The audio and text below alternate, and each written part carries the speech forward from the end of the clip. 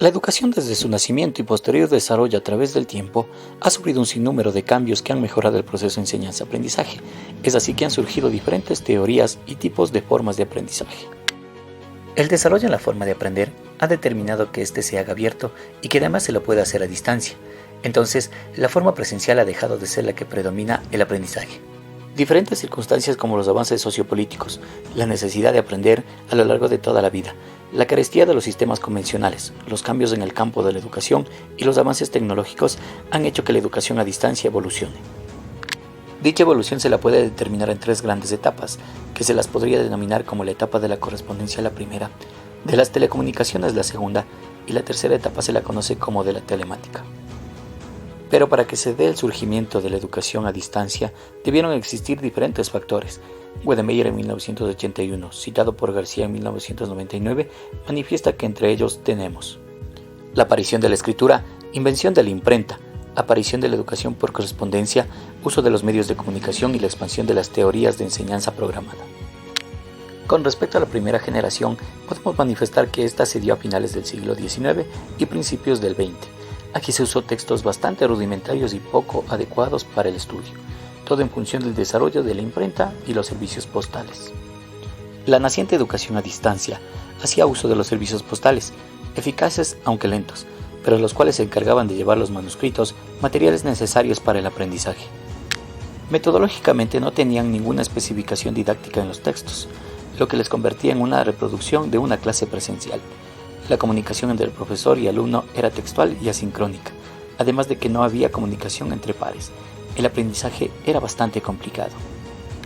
La segunda etapa o generación de la enseñanza multimedia surge por la década de los 60 del siglo anterior, con la aparición de múltiples medios para lograr el aprendizaje.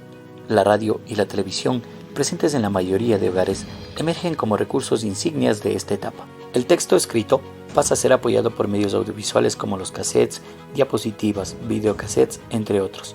El nexo entre el tutor y los alumnos es el teléfono. Algo en común entre las dos primeras etapas es que el diseño, producción y generación de materiales didácticos predomina a la interacción entre el tutor y estudiantes. Para mediados de los años 80 empieza a surgir la tercera etapa o generación telemática. La integración de las telecomunicaciones con otros medios educativos por medio de la informática definen a esta generación. El uso del ordenador personal se vuelve más común entre los estudiantes, los cuales empiezan a aprender por medio de programas flexibles de enseñanza asistida por computador y de sistemas multimedia como los hipertextos e hipermedia, entre otros.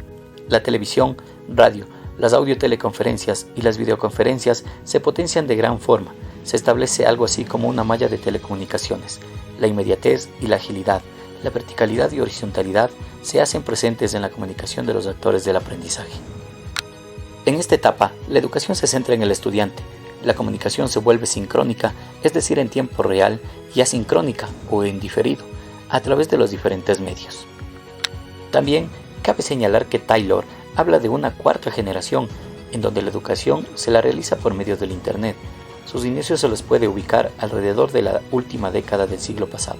Se la define como la década del campus virtual. En 1999, el mismo autor plantea una quinta generación, la misma que estaría por consolidarse, la cual denomina del aprendizaje flexible e inteligente.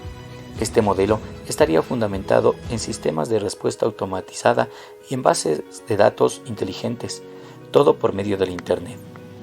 La educación a distancia irá cambiando y a medida que esto pase, aparecerán nuevos avances. Como docentes, debemos estar a la vanguardia de esto. Muchas gracias.